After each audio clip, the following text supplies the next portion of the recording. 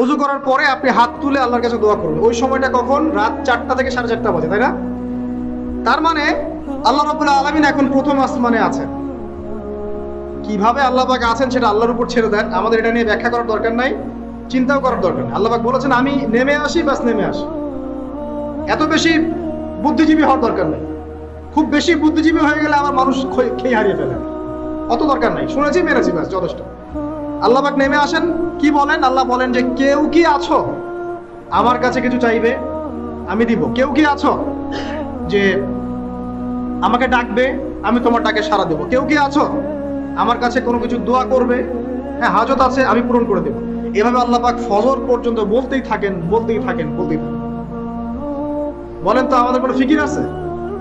আমরা সবাই ঘুমাই কয়টায়? হয় 1টায়, না 2টায়, না 3টায় ম্যাক্সিমাম এখনকার। আমি যে বিষয়টা নিয়ে কথা বলছি এটা খুবই কঠিন। 9টা থেকে 10টার মধ্যে বা 11টার মধ্যে ঘুমাতে হবে, এটা খুবই কঠিন বিষয় এখনকার জেনারেশনের কাছে। এর জন্য প্রথম যে কাজটা সেটা হলো রাত্রেবেলা স্মার্টফোন আর চালানো যাবে।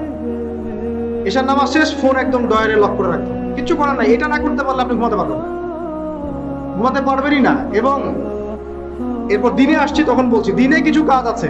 দিনের কাজগুলো যদি আমরা ঠিকঠাক মতো করি তাহলে রাতে তাড়াতাড়ি ঘুম আসবে ইনশাআল্লাহ। যদি না করি তাহলে ঘুম আসবে না। তো শেষ রাতে আল্লাহ পাক আসমানে নেমে আসেন, প্রথম আসমানে, এবং এই আহ্বান করতে থাকেন। তাই ওই সময় ওযু করার পরেই আপনি হাত তুলে আল্লাহর কাছে দোয়া করা শুরু করেন। আপনার যত চাওয়া পাওয়া আছে আল্লাহর কাছে ঢেলে দেন, ইনশাআল্লাহ আল্লাহ রাব্বুল আলামিন আপনাকে খালি হাতে ফেরাবেন না ইনশাআল্লাহ। আল্লাহ পাক তো এমন করে বলেছেন যে কেউ হাত তুলেছে আল্লাহর কাছে আর আল্লাহ পাক সেটাকে খালি ফিরিয়ে দিবেন, এটাতে আল্লাহ লজ্জা বোধ হয়।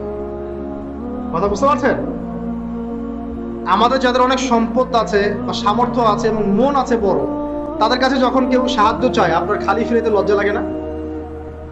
আপনার মনে হয় না যে চাইলো এত করে কিভাবে না করে ফিরাই? আছে না এমন মানুষ? আছে না? আসলে দান সৎকা করার জন্য সম্পদ লাগে না, দান সৎকা করার জন্য মন লাগে। কি লাগে? মন লাগে। দেখবেন অনেক কোটি আল্লাহ আছে মানুষ দান সৎকা করতে পারে না, জাকাতই তো দেয় না, দান সৎকা করবে কি? বাংলাদেশে যত কোটিপতি গুলো আছে সবার থেকে জাকাত নেওয়া শুরু করলে এদেশে কোনো দারিদ্রতা বলে কিছু থাকবে না ইনশাআল্লাহ, থাকবেই না। এটাই বাস্তব। কে উদ্ধার করবে সেই টাকা? ইমাম মাহাদি আসলে করবেন ইনশাআল্লাহ, ঈসা ইবনে মারিয়াম আসলে করবেন ইনশাআল্লাহ। তখন কে জাকাত না দিয়ে পার পায় তাই দেখা যাবে। একটা ব্যক্তি পাওয়া যাবে না জাকাত না দিয়ে পার পায়। অবশ্য তখন এমন একটা যুগ আসবে যে মানুষ জাকাতের টাকা নিয়ে ঘুরবে, কিন্তু নেওয়ার মতো মানুষ নয়, সবাই স্বচ্ছ। আল্লাহ পাক সেই সুদিন ফিরায় আনুক, আমিন।